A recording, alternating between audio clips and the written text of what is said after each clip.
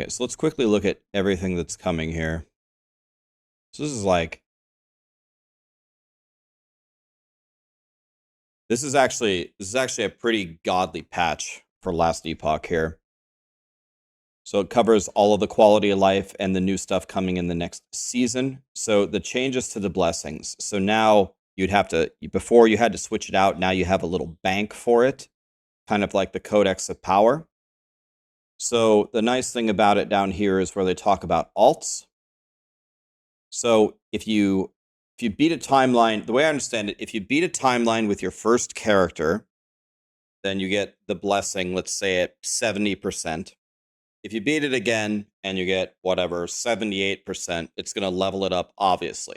If you make an alt, it's going to give you the minimum power for the blessing, so at least you can use it. And then, once you beat the timeline, it'll actually give you the higher roll. So that's how I believe it works. So it will be a massive help for switching out your blessings and for alts. So that's a massive win. They're also adding a ladder and a leaderboard, like the race to 100 with timestamps. This is alien technology. I cannot believe that this got in the game before another game that we won't mention, but this is going to make the race to 100 really exciting and the arena pushes. Monoliths now have a search bar, so you can search for the rewards that you want, like your Gym Tomes. That's godly. Loot filter improvements, you can filter by multiple affixes, and now you can filter by legendary potential and Weaver's Will. Oh my god. They changed the item factions. You can move through them more quickly. Merchant's Guild, they're now 12 ranks. I don't think Merchant's Guild got anything too new. They just kind of rearranged it. But the Circle of Fortune, the SSF, did get some new things. One of them is the exiled mages drop twice as many experimentals, and bosses have a 150% increased drop rate for their specific rewards. That's godly. They're changing the gazes of the, I call them the Oreos. So they used to have diminishing returns. Now they don't. Now they always give you 12 corruption every time that you turn them in. And you can turn in a maximum of 4 at a time. That's to prevent people from getting confused and clearing a bunch of them and pumping their corruption, and then they can't play.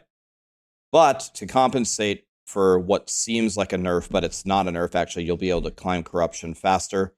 If you die to a shade of Oreos, you only lose 1 gaze instead of all of them.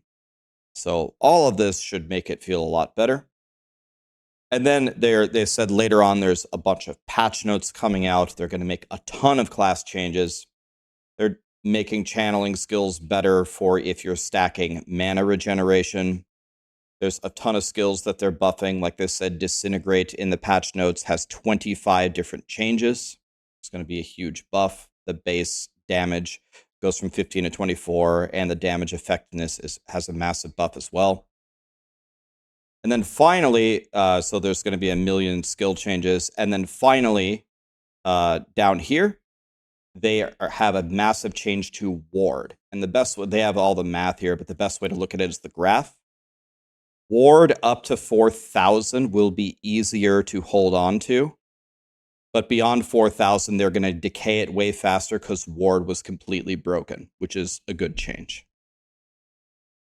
So another awesome godly patch from last Epoch.